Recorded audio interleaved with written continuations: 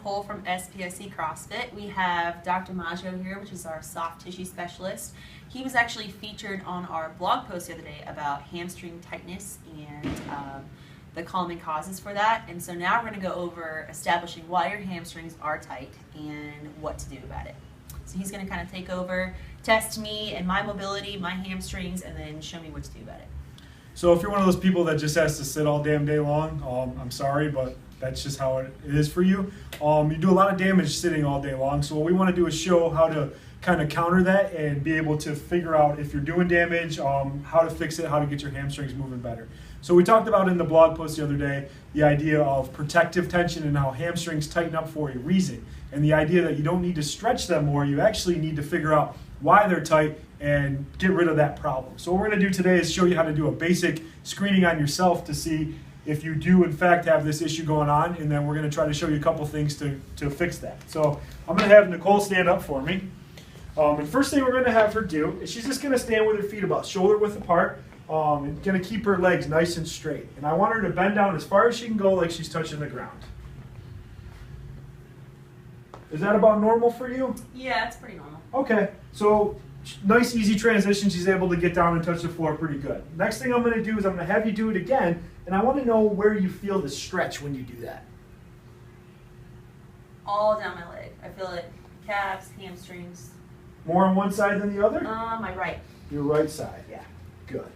So the next thing we're going to do is we're going to try to isolate which side might be a little bit worse. So what I'm going to have Nicole do first is she's going to keep the left leg nice and straight and bend the right leg and bend down for me. Ooh, yeah. What do you feel with that? Calf. A lot of calf? Yeah, a lot of calf, a lot of hamstring. Good. Let's do the other side. Yeah. More on that? I feel like the left one. The left feels a little tighter. Yeah. So we ask about the calf a lot. People always think when they bend forward that they're just feeling a nice, good stretch. So say, oh yeah, I feel a good deep stretch down through there. But the thing is, when you feel it in the calf, that's not a normal stretch. It's not a stretch at all. What you're actually feeling is called nerve tension.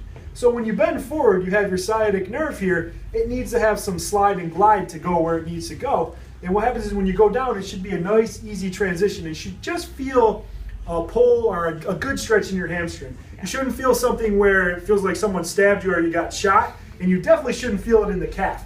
When you feel it in the calf, it's called that nerve tension. And it's like someone just went in here and grabbed your sciatic nerve really tight and forced it to be able to not move through there. And it causes a lot of problems. So usually when people have that tight hamstring, it's usually because of some type of dysfunction in here. So the last thing you want to do is stretch it more and more and more. You're actually just going to piss it off and make it more angry at you. And it's going to be frustrating too, because it's those people that do a lot of mobility work and try to do stuff, and they're always just complaining of that chronic tight hamstring. So what we wanted to show today for Nicole was something to do for you people that have to sit in the office all day, something to kind of loosen that up without really having to do a whole lot. So what you're going to do is you're going to sit for me, and this is a really good way to isolate the hip capsule. When the hip capsule, which is back here, not your hip flexor, which people think is all the time what they need to stretch, it's actually your hip capsule. When your hip capsule, when you have to sit all day long, it actually gets really tight and has some scar tissue in there and can't lengthen properly. So what happens is your hamstrings just click on to keep it from being loaded. So what we're going to do is try to release that hip capsule on our own with some mobilization and see if that improves her bending forward.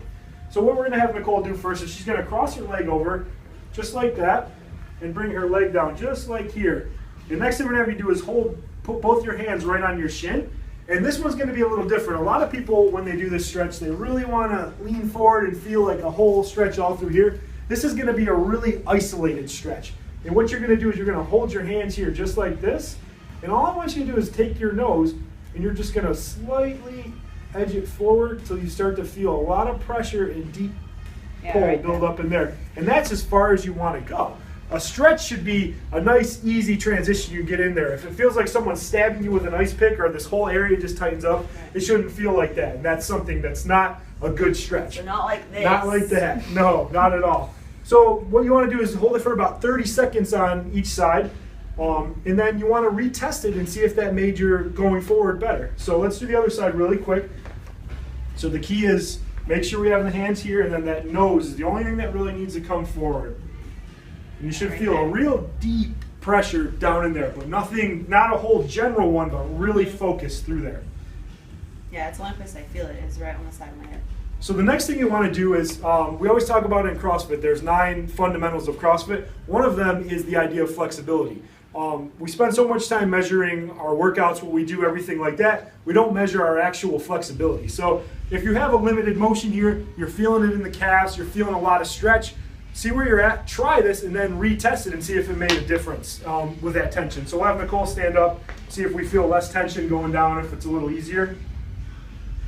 Yeah, it's much better. This isn't as tight anymore. Good. So basically with any mobility work, we always say when a muscle is healthy and it can properly lengthen and doesn't have a lot of scar tissue or adhesion in it, which we talked about in the blog post, this mobility work should be able to help fix that problem. And it should be a sustainable thing where you test it, you treat it yourself, and then you go back and that test should be good. If you keep bouncing back to baseline and feeling a lot of tension, a lot of times that's just because you have a lot of scar tissue that probably needs to be fixed by a qualified practitioner that specializes in finding that scar tissue and getting it out of there. It's usually a pretty quick fix, but it's something that you can't do on yourself if the other things don't work. Yeah, definitely. And again, we'd like to thank Dr. Maggio. There's a link to his website along with his blog, a lot of information that he has about scar tissue adhesions, mobility, and such. So go ahead and click on the link, and we'll feature him again for another episode. Thank you.